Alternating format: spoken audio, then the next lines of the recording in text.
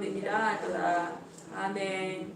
네, 이 앞의 내용은요, 짐승과 짐승을 숭배하는 자들이 이제 최후의 심판인 일곱 대접 심판을 받고 파멸됐다는 내용이 나왔습니다. 자, 그러함으로 사탄의 지배가 끝나게 되었습니다. 자, 그렇게 되니까 그 요한이 전에는 알지 못했던 어떤 숨겨진 것들을 그걸 보게 됩니다. 그런 그 숨겨진 비밀들이 요한의 눈에 앞에 드러나게 됐습니다. 천사가 요한을 데리고 광야로 갔어요. 그랬더니 어떤 여자가 붉은빛 짐승을 탄 것을 보았습니다.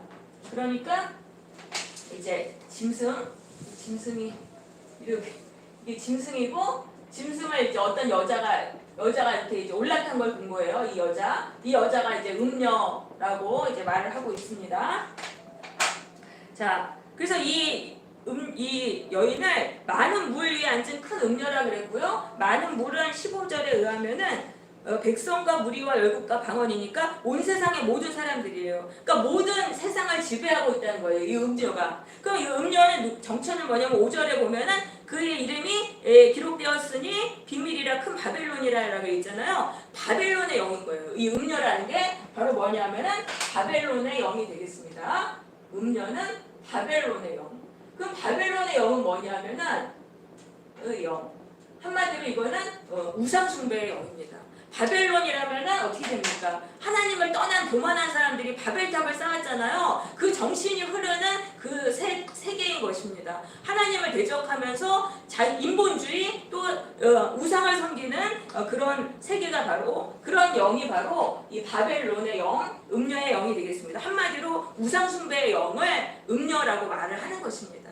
근데 왜 우상숭배의 영을 음녀라고 하냐면은 우상숭배가 영적인 간음이기 때문에 그렇게 말을 하는 것입니다. 모든 사람은요, 창조주 하나님을 남편으로 섬기고 살아야 돼요. 하나님을 의지하고 하나님만 사랑하고 살아야 돼요. 근데 하나님 외에 뭐 다른 거, 어떤 사람이라던가 돈이라던가 뭐 다른 종교라던가 그런 것들을 의지하면은 이것은 간음을 하는 것과 마찬가지인 것입니다. 우상숭배는 영적 간음이기 때문에 우상숭배의 영을 음녀라고 하는 것입니다. 근데 그 이름이 비밀이라고 되어 있잖아요. 그러니까 이 우상숭배의 영이 온 세상을 지배하고 있는데 은밀하게 비밀스럽게 이 세상을 지배하고 있다라는 그러한 말씀이 되겠습니다. 그래서 이 음녀는 땅의 음녀들과 가증한 것들의 어미라. 땅의 음녀들은 우상숭배하는 그런 사람들입니다. 또 가증한 것들은 그런 우상숭배하는 여러 뭐 불상이라던가 무슨 뭐 이렇게 상이 있지 않습니까? 그런 도구들. 그러니까 음녀가 이 세상에 수많은 우상숭배자들을 낳은 것입니다. 음녀가 사람들을 미혹해서 수많은 종교를 그렇게 만들게 했던 것입니다. 근데 현재의 음녀는요, 사람들에게 지금 현재의 우상은 뭐냐면 자아숭배예요. 자아숭배. 현재의 음녀는 사람들이 자신의 성공과 만족을 더 사랑하게 만들어서 자아숭배에 빠지게 하는 것입니다. 이걸 우리는 잘 눈치를 챌 수 있어야 됩니다. 2절에 보시니까 땅의 임금들이 음녀와 더불어서 음행해서 그 우상숭배에 빠졌어요. 그 땅에 사는 사람들, 평범한 사람들도 그 음행의 포도주에 취했다. 그래서 우상숭배에 빠지게 되었다는 거죠. 왜냐하면요, 음녀가 손에 금잔을 들고 있는데 그 금잔을 받아 마셨기 때문에 그런 거예요. 모든 사람들이. 그러니까 음녀가 막 화려하게 꾸미고 금잔을 딱 주는 거예요. 근데 그 금잔 안에는 온갖 더러운 게 다 있는 거예요. 그런데 그 금잔을 받아 먹는 거예요. 너무 화려해 보이니까 겉으로 보기에는 막 멋있어 보이잖아요. 근데 그 금잔 안에는 온갖 더러운 것들이 다 있는 거예요. 그래서 그걸 받아 먹으니까 그 더러운 게 영혼으로 다 들어온 거예요. 그렇게 해서 우상숭배를 하게 되었다는 것이죠. 그래서 이 금잔은 뭐냐면은 세속 문화라고 할 수가 있어요. 그래서 세속 문화는 겉으로는 금잔처럼 화려하고 멋져 보이지만은 속은 더러운 악한 영으로 가득 차 있다라는 그런 의미가 되겠습니다. 그래서 우리가 세속 문화를 받아들일 때 그 안에 있는 더러운 영이 우리 안으로 들어오게 되는 것입니다. 그러니까 영화를 보고 와도 그래요. 막 큰 화면에서 큰 소리로 막 거기 안에서 그걸 볼 때 그 영들이 우리에게 들어오는 것입니다. 그리고 뭐 월드컵 같은 그 세계 축제, 뭐 올림픽이니 뭐니 이런 거에 또 거기서도 그 안에 거기에 깊이 참여하면 또 거기 안에서 더러운 영을 받게 되는 것입니다. 그렇게 돼서 더러운 영이 들어오면 어떻게 되냐면은 음행의 포도주에 취했다 그랬잖아요. 제정신을 잃고 살아간다는 거예요. 술에 취하면 비틀비틀거리며 살아가잖아요. 제정신으로 못 사는 거예요. 그 영이 우리 가운데 들어오면은. 그래서 우리는 세속 문화로부터 우리의 영혼을 지켜야 하는 것입니다. 우리가 세속 문화에 빠지면은 우리도 그 안에 음녀의 영이, 우상숭배의 영이 우리 안에 들어와서 우리가 신앙을 지키기 어렵게 되는 거예요. 우리도 갈팡질팡하게 되는 것이죠. 그래서 우리는 세속의 물결이 끊어진 광야로 가야 하는 것입니다. 세상의 소리를 차단하고 말씀과 기도의 그 골방으로 우리는 가야 하는 것입니다. 4절에 보시면 음녀는 자줏빛과 붉은빛 옷을 입고 금과 보석과 진주로 아주 화려하게 치장을 했습니다. 왜 이렇게 화려하게 치장을 했을까요? 사람들을 미혹하기 위해서 화려하게 치장을 한 것입니다. 그래서 우리는 겉이 화려한 것을 조심해야 되는 거예요. 왜 그렇게 화려해요? 자기를 위장하기 위해서. 사기꾼들은 다 자신을 멋지게, 외모를 화려하게 하는 것입니다. 그래서 우리가 화려한 걸 좋아할 때 이 미혹에 걸리기가 쉬운 것입니다. 자, 그런데 이 음녀가 지금 뭐냐면은 음녀가 이 짐승을 타고 있는데 이게 성도들의 피가 취해 있는 거예요. 성도들의 피에 취해 있었어요. 그러니까 이 음녀가 짐승에 올라탔다는 건 뭐냐면은 이 짐승이라는 건 뭐예요? 하나님의 백성을 대적하는 세상의 권력자, 적그리스도인 거예요. 적그리스도. 그러니까 김정은 같은 그런 사람이라는 거예요. 사탄이 일으킨 적그리스도예요. 근데 그거를 이용해가지고 이 음녀는 결국 사탄의 영이죠. 우상숭배 영이니까. 그런데 이 짐승을 도구로 해가지고 성도들을 핍박했다는 거예요. 그게 바로 이 짐승을 탄 음녀가 성도들의 그 피에 취했다라는 그 말의 의미인 것입니다. 그러니까 음녀는 교만한 권력자를 조종해서 성도들을 핍박하게 하는 것입니다. 북한에서 김정은 우상화를 통해서 기독교인을 핍박한 것과 마찬가지죠. 그래서 요한은 이걸 보고 크게 놀랐다고 말하고 있어요. 왜냐하면은 그전에는 짐승이 성도들의 적인 줄 알았어요. 근데 실제 적은 짐승이 아니었던 거예요. 사람이 아니라는 거예요. 악한 사람이 아니고 그 뒤에 올라타고 있는 이 사탄이라는 거예요. 그러니까 우리는 어떻게 해야 됩니까? 사람하고 싸우면 안 되는 거예요. 사람하고 싸우지 않고 이 뒤에 올라탄 이 사탄, 이 음녀, 바빌론의 영인 이 사탄이자 한마디로 사탄과 우리는 싸워야 하는 것입니다. 근데 많은 사람들이 안타깝게도 우리는 눈에 이 사람을 통해서 역사를 하니까 눈에 보이는 그 사람하고 싸우게 되는 거예요. 그러느라고 이 마귀를 보지 못하고 우리가 마귀를 대적하지 못하는 거예요. 근데 우리는 이제 사람이 아니구나. 그 사람 속에서 역사하는 그 악한 영이구나. 그래서 그 영을 볼 수 있어야 되는 거예요. 근데 먼저 하면 그 영의 정체를 알아야 되는 거예요. 그 예수님이 군대 귀신을 쫓아낼 때도 내 정체 이름이 무엇이냐 그 정체를 알아야 되는 거예요. 그래야지 나가는 거예요. 정체를 아는 게 중요한 거예요. 그래서 이 짐승의 뒤에서 그 속에서 역사하는 그 악한 영이 무엇인지를 우리는 먼저 알아야 돼요. 미움의 영일 수도 있고 시기 질투일 수도 있고 교만의 영일 수도 있고 여러 가지 영이에요. 그게 뭔지를 딱 파악을 해야 돼요. 그게 중요하고 그 다음에 예수의 이름으로 명하노니 이 더러운 마귀야 저 사람에서 나가라 하면서 그 뭐 음란의 마귀야 뭐 저 사람에서 나가라 막 이런 식으로 그 영의 이름을 부르면서 막 쫓아내야 되는 거예요. 그러면 이 음녀가 이 악한 영이 떠나간다고요. 그러면 이 짐승도 변화되는 거예요. 그냥 이 사탄의 도구로 쓰임을 받았던 거니까 이 사탄이 떠나가면 이 사람도 다시 착해지는 거예요. 우리를 괴롭히지 않는 거예요. 그래서 우리는 사람하고 싸우지 말고 우리가 이렇게 사람 뒤에서 조종하는 그 영을 보고 우리는 싸워야 하는 것입니다. 그래서 이제 그러면 이 짐승이 이제 과연 누구인지 이제 천사가 말해줍니다. 8절에 보세요. 짐승은 전에 있었다가 지금은 없으나 장차 무정액으로부터 올라와 멸망으로 들어갈 자라고 설명하고 있습니다. 그러니까 한마디로 뭐냐면 이 짐승은요 계속 옛날부터 있었고 앞으로도 계속 있다라는 그런 말입니다. 전에도 있었어요. 하나님의 백성을 대적하는 권력자는 전에도 있었어요. 근데 지금은 없다 그랬잖아요. 지금은 7대적 심판으로 심판을 받았잖아요. 그러니까 지금은 없어요. 그렇지만 앞으로 또 생긴다는 거예요. 그런 사람들은 세상 끝날까지 계속적으로 생기는 거예요. 그렇지만 무저갱으로 올라와서 멸망으로 들어갈 자이다. 이 적그리스도 짐승은요 하나님께 심판받아서 결국은 멸망한다는 이제 그런 말씀인 것입니다. 그래서 10절에도 보세요. 이 짐승은 7왕인데 5은 망하였고 하나는 있고 다른 하나는 이르지 아니하였지만은 이르면 잠시 동안에 머무르리라. 전에 있었다가 지금 없어진 짐승은 8째 왕이니 짐승 중에 속한 자라. 그가 멸망으로 들어가리라. 자, 이게 어려운데요. 이거는 뭐냐면 이 짐승은 얼굴을 바꿔가지고 또 계속 나타난다는 거예요. 전에 있었던 그 짐승이 또 얼굴을 바꿔가지고 또 나타난다. 그 7개의 짐승이 있는데 걔네들이 얼굴을 바꿔가면서 나타난다. 이렇게 생각하시면 되겠습니다. 그래서 8절에서 생명책에 이름이 기록되지 못한 자들은 모두가 짐승을 보고 놀랍게 여기리라. 그러니까 하나님의 그 백성의 명부에 기록되지 않은 사람들은 다 영적으로 미혹돼서 짐승을 숭배하게 된다. 그래서 이들도 짐승과 함께 줄줄이 사탕으로 같이 멸망을 당하게 된다라는 그런 말씀이 되겠습니다. 그러니까 짐승이랑 짐승 숭배자가 다 같이 멸망당한다는 거예요. 미혹시키는 자하고 미혹당하는 자가 다 같이 하나님께 심판을 받는 것입니다. 그래서 미혹이 바로 사탄의 역사인 것입니다. 그래서 우리가 구원받으려면 미혹당하지 않으려고 해야 되는 거예요. 사탄의 미혹을 분별할 수 있는 이 분별력이 그거를 키워야 하는 것입니다. 자, 그런데 이 짐승에게 이제 10뿔이 있었습니다. 이 짐승에게 여기 뭐 이렇게 10뿔, 여기 10뿔이 있었어요. 이 10뿔은 뭐냐면은 세상을 다스리는 어떤 지배자들입니다. 이 지배자들이 다 짐승에게 복종을 해요. 그러니까 자기들의 권력을 짐승에게 바치니까 짐승이 온 세상을 지배하게 된 거예요. 그래가지고 이들이 짐승에게 복종해서 같이 성도를 핍박하게 되는 것입니다.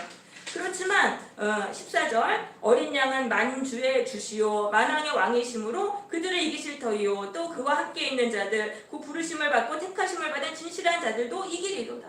온 세상에 다 예수 믿는 사람들을 대적을 하는데 예수님이 이기신다는 거예요. 예수님이 이기시고 성도가 이기신다. 왜냐하면 16절에 보세요. 내가 본 바 이 10뿔과 짐승은 음녀를 미워하며 망하게 하고 벌거벗게 하고 그의 살을 먹고 불로 아주 사르리라. 그러니까 얘네들이 자기들끼리 싸운다는 거예요. 이 안에서 내란이 일어나가지고 내분이 일어나가지고 서로가 서로를 싸운다는 거예요. 그래서 다 멸망하고 결국은 성도들이 승리한다라는 그런 말씀인 것입니다. 그러니까 이 10뿔이 지금 짐승에게 자기들의 권력을 줬잖아요. 그거 왜 그랬냐 하면은 하나님이 이들을 그냥 한꺼번에 다 멸망시키기 위해서 그렇게 하신 것이라는 거예요. 이 10뿔이 짐승에게 복종해가지고 다 여기 붙었잖아요. 그리고 나서는 이 음녀하고 같이 다 얘네들이 서로 싸우게 해가지고 얘네들을 다 망하게 하시는 거예요. 그러니까 우리는 이걸 알고 악이 연합을 하고 번영을 일시적으로 한다 하더라도 이것은 하나님의 악을 파멸시키기 위해서 그렇게 그 계획 속에서 일어나는 것이구나라는 것을 우리는 알아야 하는 것입니다. 그래서 악인들이 우리를 공격하려고 막 연합해 올 때 그때 우리는 두려워하거나 걱정할 필요가 없어요. 그냥 가만히 두면 자기들끼리 나중에 싸워가지고 파멸하게 되는 것입니다. 자, 이제 18장으로 가보겠습니다. 하늘에서 내려오는 천사가 큰 성 바벨론에게 말했어요. 무너졌도다 큰 성 바벨론이요. 자, 이제 심판을 받고 음녀의 지배를 받고 우상숭배에 빠진 이 죄악 세상은 하나님께 심판을 받아가지고 파멸되게 되는 것입니다. 그렇게 파멸되면 어떻게 되냐면 그 다음부터는 귀신의 처소가 되는 거예요. 2절에 보시면은 귀신의 처소와 각종 더러운 영이 모이는 곳이 되었다 그랬잖아요. 각종 더럽고 가증한 새들은 바로 악령들입니다. 심판을 받은 그 사람들은 그 안에 영혼이 다 깨져버려요. 그래가지고 악령의 먹이가 되는 것입니다. 그렇게 해서 악령의 지배 속으로 들어가는 것입니다. 자, 그래서 천사는 3절에서는 큰 성 바벨론의 제목을 말을 하고 있습니다. 첫 번째로 이 첫 번째 죄는요, 모든 나라들에게 우상숭배를 퍼뜨린 죄. 자, 바벨론은 우상숭배의 영의 지배를 받고 있어요. 그러니까 주변의 나라들에게 우상숭배를 다 퍼뜨렸던 것입니다. 영은요, 이렇게 전염성이 있는 것입니다. 주변 사람들에게 그 영을 퍼뜨리게 되는 거예요. 그래서 우리는 성령을 받아야 되는 거예요. 성령을 받아서 내 주변의 사람들에게 성령을 전염시키는 그런 자들이 되어야 하는 것입니다. 자, 두 번째 바벨론의 제목은 사치가 극심했다는 것입니다. 12절 13절에 보면 바벨론에서 팔렸던 이 물품들의 목록이 나오는데 이 물품들은 다 사치품들이에요. 그렇게 사치를 했던 것이죠. 종들과 사람의 영혼들도 팔았습니다. 사치를 하기 위해서 사람들을 막 노예로 막 그렇게 사고 그렇게 했던 것입니다. 사치를 하면은요, 하나님께 심판을 받게 됩니다. 하나님이 왜 부유하게 하셨습니까? 궁핍하고 어려운 사람들에게 나눠주라고, 물질을 나눠주라고 그렇게 하신 거예요. 또 그 돈으로 영혼 구원을 하라고. 근데 그렇게 하지 않고 사치를 했기 때문에 하나님께 심판을 받는 거죠. 그 다음에 7절에서는 바벨론의 세 번째 제목으로 교만이 나오고 있습니다. 그가 이 사치를 통해 가지고 자기를 영화롭게 하면서 교만하게 되었던 것입니다. 사치를 하면은 교만에 빠지게 돼 있어요. 교만하면 하나님께 반드시 심판을 받는 것입니다. 그래서 이 바벨론의 죄가 하늘에까지 사무쳤어요. 그러니까 그 양이 쌓인 거예요. 그 양이 죄의 양이 쌓이면은 반드시 하나님께 심판을 받게 되는 것입니다. 그래서 하루 동안에 바벨론에게 사망과 애통함과 흉년이 닥쳐서 멸망하리라라고 말씀하세요. 그러니까 그 막강한 바벨론이 그렇게 잘 살고 호화로운데 하나님이 망하게 하시면 그냥 한순간에 망하는 거예요. 하나님은요 그러한 능력이 있어요. 전능하신 분이시니까. 아무리 힘이 막강해도 하나님이 심판하시면 한순간에 몰락하는 것입니다. 그래서 바벨론이 몰락함으로 그와 함께 음행하고 사치하던 왕들이 슬퍼하며 애도하리라. 왜? 함께 제약을 나눌 친구가 사라졌잖아요. 그러면서 15절 16절에서는 그 바벨론의 상인들이 또 슬퍼하게 되리라.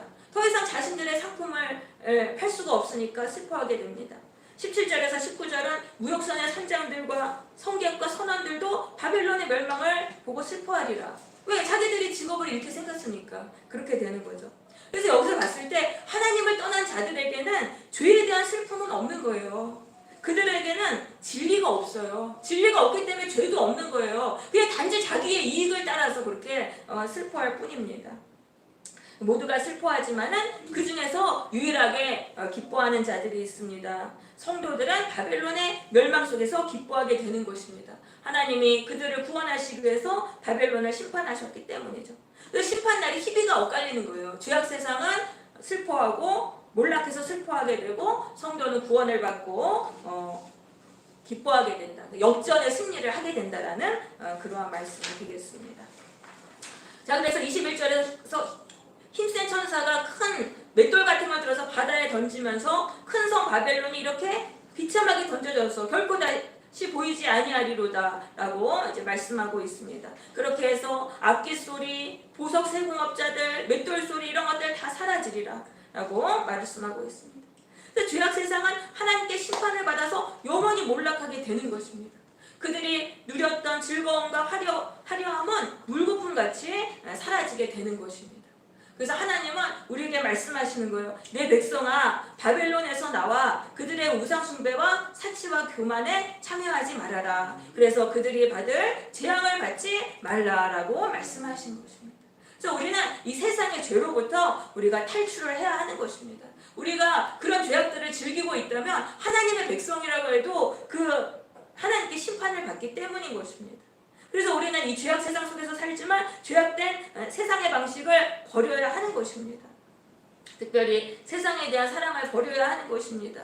요한일서 2장 15절 이 세상이나 세상에 있는 것들을 사랑하지 말라. 누구든지 세상을 사랑하면 아버지의 사랑이 그 속에 있지 아니하니라고 말씀하고 있습니다. 우리가 이 세상을 사랑할 때 하나님을 사랑하지 않게 되는 거예요. 그렇게 해서 심판의 날에 심판받고 파멸되게 되는 거죠. 그래서 세상 사랑을 버리고 우리는 하나님을 사랑해야 돼요.